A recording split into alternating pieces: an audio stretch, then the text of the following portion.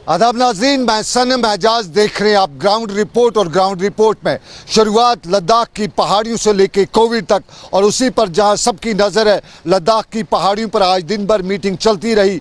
हिंदुस्तान और चीन के दरमियान ताल्लुकात में किसी हद तक बेहतरी लाने की उम्मीद के साथ ये मीटिंग जहां आखिरी लम्हा तक जारी रही, वहीं वज़ीर-ए-आज़म भी लद्दाख से लेके कोविड को मामलात को लेकर आवाम से खिताब भी वज़ीर-ए-आज़म ने किया। और क्या कुछ बताया वज़ीर-ए-आज़म ने, आपकी नज़र हम करते हैं। कोरोना वैश्विक महामारी के खिलाफ लड़ते लड़ते अब हम अनलॉक 2 में प्रवेश कर रहे हैं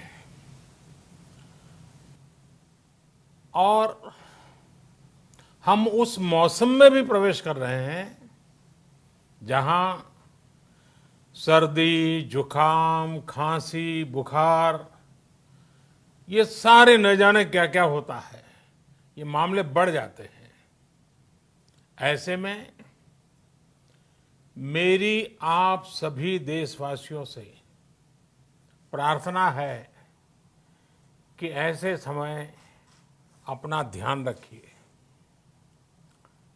साथियों, ये बात सही है कि अगर कोरोना से होने वाली मृत्यु दर को देखें तो दुनिया के अनेक देशों की तुलना में भारत संभली हुई स्थिति में है।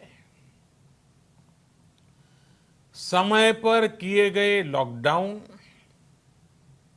और अन्य फैसलों ने भारत में लाखों लोगों का जीवन बचाया है, लेकिन हम ये भी देख रहे हैं कि जब से देश में अनलॉक 1 हुआ है, व्यक्तिगत और सामाजिक व्यवहार में लापरवाही जरा बढ़ती ही चली जा रही है। पहले हम मास्क को लेकर, 2 गज की दूरी को लेकर 20 सेकंड तक दिन में कई बार हाथ धोने को लेकर बहुत सतर्क थे, लेकिन आज जब हमें ज्यादा सतर्कता की जरूरत है तो लापरवाही बढ़ना बहुत ही चिंता का कारण है। जो भी लोग नियमों का पालन नहीं कर रहे हैं, हमें उन्हें टोकना होगा, रोकना होगा और समझाना भी होगा। अभी आपने खबरों में देखा होगा, एक देश के प्रधानमंत्री पर 13,000 रुपये का जुर्माना इसलिए लग गया क्योंकि वो सार्वजनिक स्थल पर मास्क पहने बिना गए थे। भारत में भी स्थानीय प्रशासन को इसी चुस्ती से काम करना चाहिए। ये 130 करोड़ देशवासियों के जीवन की रक्षा करने का अभियान है। भारत में गांव का प्रधान हो या देश का प्रधानमंत्री, कोई भी नियमों से ऊपर नहीं है। हमारे यहां वर्षा ऋतु के दौरान और उसके बाद मुख्य तौर पर कृषि क्षेत्र में, एग्रीकल्चर सेक्टर में ही ज्यादा काम होता है। अन्य दूसरे सेक्टरों में थोड़ी सुस्ती रहती है। जुलाई से धीरे धीरे त्योहारों का भी माहौल बनने लगता है। अब आप देखिए, अभी 5 जुलाई को गुरु पूर्णिमा है, फिर सावन शुरू हो रहा है, फिर 15 अगस्त आएगी, रक्षाबंधन आएगा, कृष्ण जन्माष्टमी आएगी, गणेश चतुर्थी आएगी, ओणम होगा, और आगे जाएं तो काटी बिहू है, नवरात्रि है, दुर्गा पूजा है, दशहरा है, दीपावली है, छठी मैया की पूजा है। त्योहारों का ये समय जरूरतें भी बढ़ाता है, खर्च भी बढ़ाता है। इन सभी बातों को ध्यान में रखते हुए ये फैसला लिया गया है कि प्रधानमंत्री गरीब कल्याण अन्न योजना का विस्तार अब दिवाली और छठ पूजा तक, यानी नवंबर महीने के आखिर तक कर दिया जाएगा। यानी 80 करोड़ लोगों को मुफ्त अनाज देने वाली ये योजना अब जुलाई, अगस्त, सितंबर, अक्टूबर, नवंबर में भी लागू रहेगी। सरकार द्वारा इन 5 महीनों के लिए 80 करोड़ से ज्यादा गरीब भाई बहनों को हर महीने परिवार के हर सदस्य को 5 किलो गेहूं या 5 किलो चावल मुफ्त मुहैया कराया जाएगा। और साथ ही प्रत्येक परिवार को हर महीने 1 किलो चना भी मुफ्त दिया जाएगा। साथियों, प्रधानमंत्री गरीब कल्याण अन्न योजना के इस विस्तार में 90,000 करोड़ रुपए से ज्यादा खर्च होंगे। चलिए, वजीर अजम का अवाम के नाम खताब कोविड से लेकर दूसरे मामला तक, लेकिन आपको नाज़रीन बताएं कि और भी मामला थे। और जम्मू कश्मीर में जहां सरहदों पर तनाव है, लाइन ऑफ कंट्रोल की सिचुएशन में आपको बताते चलें कि पुंछ राजौरी से निकल के टंगदार खरना की गलियों में भी, इलाकों में भी, पहाड़ों में भी गोलाबारी हुई है। और कल बताया जाता है कि गोलाबारी से अवाम में वहाँ पर खौफ दहशत फैल गया था। लाइन ऑफ कंट्रोल के उस पार से हुई गोलाबारी बताया जाता है काफ़ी देर तक चलती रही, जिसका जवाब यहां से भी दिया गया। और इस गोलाबारी में इधर से किसी जानी नुकसान की खबर नहीं है, लेकिन बताया जाता है कि यहां पे सूरत-ए-हाल काफ़ी कशीदा रही। हिंदुस्तान और पाकिस्तान के ताल्लुकात लाइन ऑफ कंट्रोल की गर्मी बता ही रही है, लेकिन अंदर की हालत में आज भी इनकाउंटर हुआ। आज भी साउथ कश्मीर के बिजबाड़ा का, कल जनूब में, आज शुमाल में। कल 3 मिलिटेंट मारे गए, आज 2 मिलिटेंट मारे गए। और बताया गया कि सुबह सुबह करीबन 4 बजे इलाके में मिलिटेंटों की मौजूदगी के बाद फोर्सेज ने इलाके का मुआसरा किया, जिस दौरान गोलीबारी हुई। और इसमें 2 मिलिटेंट, जिनकी शिनाख्त मुकामी मिलिटेंटों के तौर हुई है, मारे गए। इस सारी सूरत-ए-हाल के दौरान इलाके में अफरा तफरी भी थी, तनाव भी था। और तनाव की सूरत-ए-हाल के दौरान आपको नाज़रीन बताते चलें कि ये सिचुएशन वो है जो इस महीने की पहली तारीख से शुरू हुई है और लगातार आए रोज़ हर दिन सुबह की शुरुआत इनकाउंटर की खबर से ही होती रहती है। और आज भी साउथ कश्मीर में इनकाउंटर हुआ।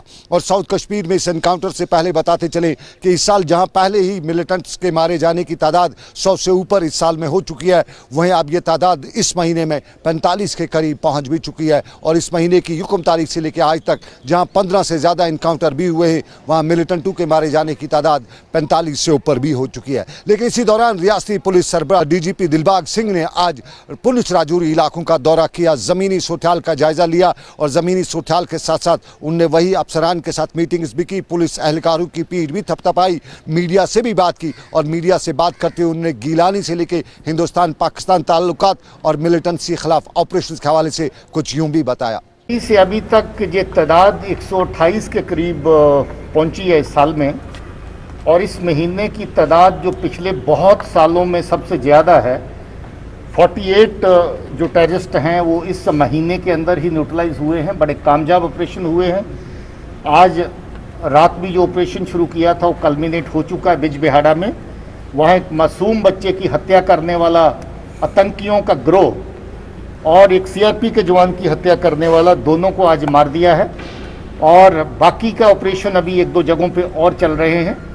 कल जो ऑपरेशन अनंतनाग अच्छाबल में हुआ था, उस ऑपरेशन के दौरान जो डोडा का आखिरी बचा हुआ मिलिटेंट है वो भी मार दिया गया, जिससे डोडा जिला अभी मिलिटेंसी मुक्त हुआ फॉर द टाइम बीइंग। ये कार्रवाई पुलिस सुरक्षा बलों के साथ मिलकर के सब जगहों पे कर रही है, ताकि अपने आवाम को, जिन्होंने बहुत सारे सालों से जहां पर इस दहशत के माहौल में बहुत बड़ा नुकसान उठाया है, अपने बच्चे, अपने नियर एंड डियर, अपने रिश्तेदार, उनकी जानें उनकी जाया हुई हैं, बेगुनाह लोगों के कत्ल टेररिस्ट ने किए हैं, गवर्नमेंट की प्रॉपर्टी का, प्राइवेट प्रॉपर्टी का नुकसान किया है। हमारी कोशिश है कि एक तो अमन का जो सिलसिला वहाँ पर पहले से बेहतर हो रहा है उसको और मजबूत किया जाए।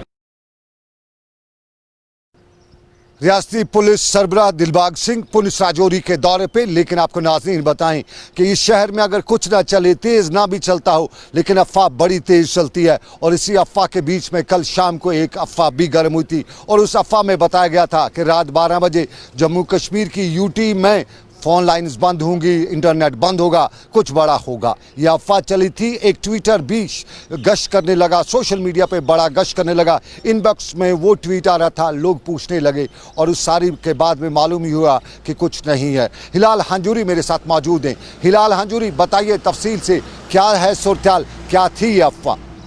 अफवाह थी कि मेरी तबीयत ख़राब है, और लोगों ने तो पूछ पूछ के बीमार कर दिया। और ये शहर जो है ये आज इस सिचुएशन में फिट आ रहा है, क्योंकि कल से ही जम्मू कश्मीर के अंदर हम देख रहे हैं कि अफवाहें फैल रही थी कि लैंडलाइन बंद हो जाएगा, इंटरनेट बंद हो जाएगा, और तमाम तरह की जो मवासलाती निज़ाम है वो बंद हो जाएगा।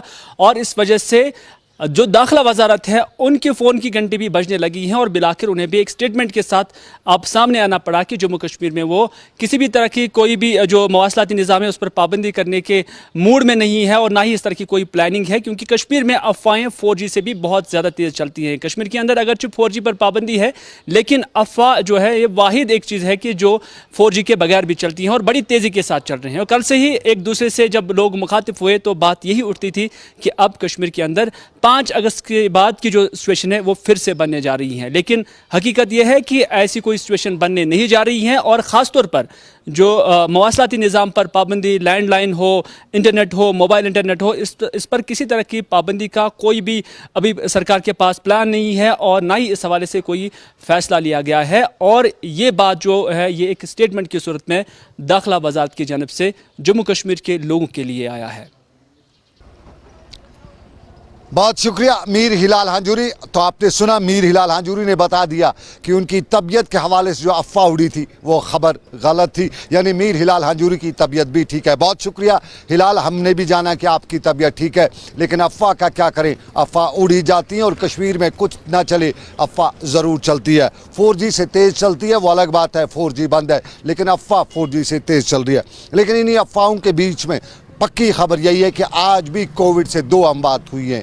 आज 25 साल से कम उम्र का नौजवान भी मारा जा चुका है, और आज 55 साल की खातून भी मारी जा चुकी है। श्रीनगर के बागात के इलाके की एक दूर खातून आज कोविड का शिकार हुई। बताया जाता है कि श्रीनगर के अस्पताल में उसकी मौत वाक़ा हुई, और वो कोविड की पॉजिटिव थी। लेकिन अंदर की खबर जो हमें डॉक्टरों से मिली है, कोविड की वजह तो है अलग, लेकिन असल में वो रीनल फेलियर था, यानी कोविड का नाम है लेकिन रीनल फेलियर से मौत हुई। और बच्चा जो 25 साल की उम्र का, कम उम्र का नौजवान जिसकी मौत हुई, वो साउथ कश्मीर के शोपियान इलाके का था। मौत कोविड के खाते में दर्ज हुई है, लेकिन ये भी मालूम हुआ है कि वो असल में रोड एक्सीडेंट था, और रोड एक्सीडेंट की वजह से उनके सर को जो चोट लगी थी वही वजह हुई है उसकी कोविड के हवाले से। और इस हवाले से यही कह सकते हैं कि कुछ तो बात है जो हम कोविड के नाम दर्ज कर रहे हैं। 2 अमवात कोविड के हवाले से हुई हैं, लेकिन कोविड के साथ साथ और भी परेशानी है। आज भी सवाल उठाए जा रहे थे कि आखिर क्या हो रहा है। श्रीनगर के SMHS में जो भी पहुंचता है वो पॉजिटिव कैसे हो जाता है। ये रोड एक्सीडेंट वाला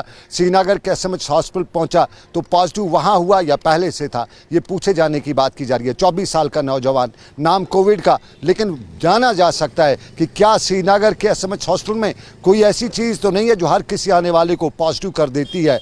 और ये सवाल भी उठ रहे हैं कि हमारे हेल्थ सेक्टर में क्या कुछ हो रहा है। कल हमने सोपोर अस्पताल की आपको खबर बताई थी, हमने बताया था कि वहाँ सब लोग नोडल अफसर बने हुए हैं, और नोडल अफसरों के हवाले से हमें यह भी मालूम हुआ है कि नोडल अफसर तो डायरेक्टरेट ऑफ हेल्थ सर्विसेज से तैनात किए जाते हैं, वही आइडेंटिफाई करते हैं कि कौन डॉक्टर किस इलाके में तैनात होगा एज ए नोडल अफसर। लेकिन सोपोर के आसपास के इलाकों के सभी डॉक्टरों को बुलाया गया है, उनका अपने सेंटर जो है, जो वहाँ पर ड्यूटी थे, वहाँ से खाली करके उन्हें सोपोर के अस्पताल में ला के रखा गया है नोडल अफसरी के नाम पर।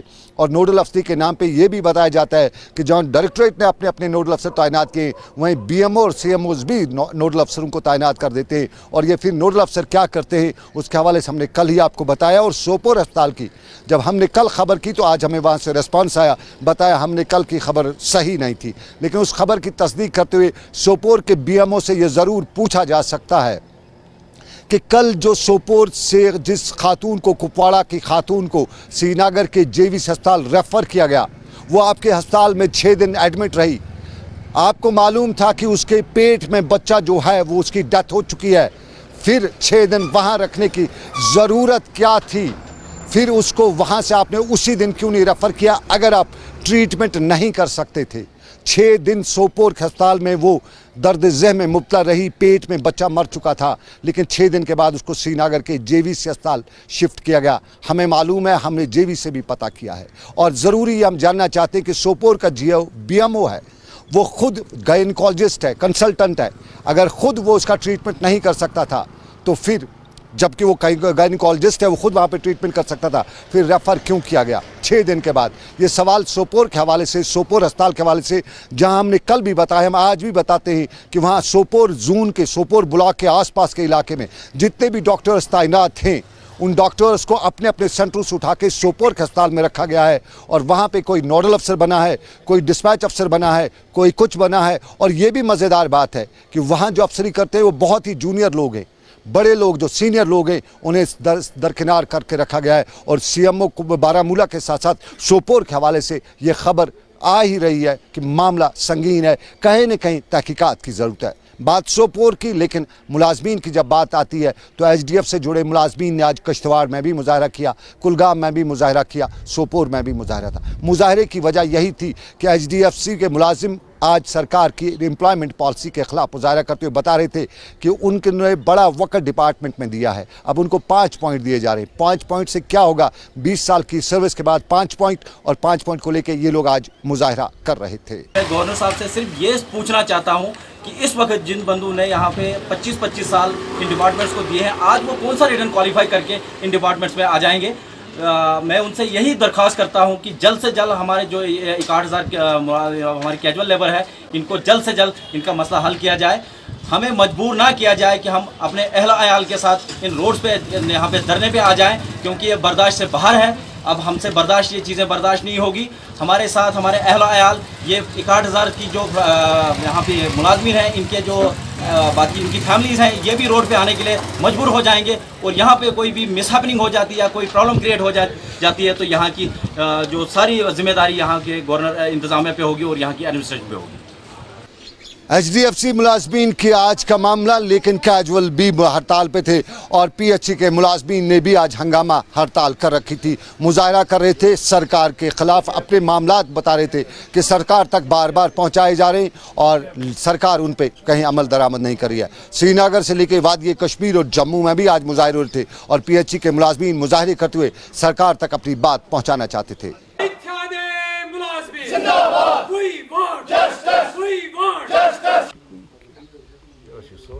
बच्चे भूखे मरते हैं, हाय हाय करते हैं। बच्चे भूखे मरते हैं, हाय हाय करते हैं। बच्चे भूखे मरते हैं, हाय हाय करते हैं। We want justice, we want justice। हमारा तनख्वाह। एलजी साहब होश में आओ, होश में आओ, होश में आओ। एलजी साहब होश में आओ, होश में आओ, होश में आओ। गवर्नर इंतजाम है तेरी सरकार में, बच्चे भूखे मरते हैं। बात करो, बात करो। नहीं चलेगी, नहीं चलेगी, नहीं चलेगी। तानाशाही नहीं चलेगी, नहीं चलेगी, नहीं चलेगी। तानाशाही नहीं चलेगी, नहीं चलेगी, नहीं चलेगी। नहीं मरती हूँ, छोड़ दो,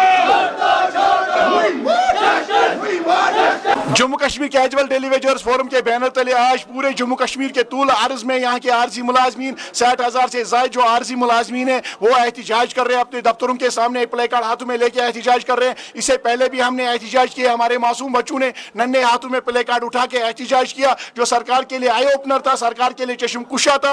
और दूसरी तरफ से इशारा भी था कि आरजी मुलाजमीन को तनी तनहा नहीं छोड़ा जाएगा। इनके साथ इनके इनके साथ इनके अहल खाना जो कि 5 लाख नफूस पर वाबस्ता मुश्तमिल है, वो इनके साथ है। अगर सरकार ने हमारे मुतालबात के हवाले से फैसला नहीं किया तो 5 लाख नफूस 60,000 आरजी मुलाजमीन और यहाँ के 4.5 लाख मुलाजमीन सड़कों का रुख करेंगे। एक अवामी तहरीक बन सकती है, एक अवामी सैलाब बन सकता है, जिसको रोकना फिर किसी के बस में नहीं होगा। सरकार से हमारी अपील होगी, LG साहब से हमारी अपील होगी, मरकजी सरकार से हमारी अपील होगी कि इस टकराव को, जो इम्कानी टकराव पैदा होने जा रहा है, इसको रोकने का एक ही तरीका है, वो एक ही वाहिद रास्ता है कि आप आरजी मुलाजमीन के मुतालबात जिनका ऐलान यहाँ के वजीर आजम ने 5 अगस्त के बाद किया, उसको पूरा किया जाए। ये मुलाजमीन के मुजाहरे, लेकिन हमारे यहाँ कुछ अच्छा भी होता है। मास्क इन दिनों ज़रूरत है और शहर में मास्क बिना चलने वाले पर सरकार जुर्माना भी कर सकती है, लेकिन लोगों को जुर्माने से बचाने के लिए पुलिस एक्टिव हुआ है। और श्रीनगर में आज SHO कोठीबाग सजाद अहमद ने जुर्माना तो नहीं किया, लोगों को यहीं से मास्क बांटी, यहीं से उनको दिया कि, और साथ साथ में मशवरा भी दिया कि घर से निकले हो तो मास्क पहन के निकलिए। जिसके पास नहीं थी उसको मास्क यहीं से दी और इलाके में कोविड से बचने और बचाने की तदाबीर पर अमल करने पर भी जोर दिया। सजाद असद SHO कोठीबाग मास्क बांट रहे थे, मशवरा भी दे रहे थे, कहीं कहीं ज़रूरत पड़ी तो डरा धमका भी रहे थे, बता रहे थे कि कोविड एक ख़तरनाक बीमारी है, इससे हम सबको लड़ना है और लड़ते हुए मिल के लड़ना है। लेकिन आपको बताते हैं कि दीवार क्या गिरी मेरे मकान की, लोगों ने मेरे सहन से रास्ता बना लिया। ये तो शेर है, लेकिन असल में दीवार गिरी तो लोग, दीवार ने जान भी ले ली। ये श्रीनगर के शहर खास के इलाके में वाक़ा आज पेश आया है,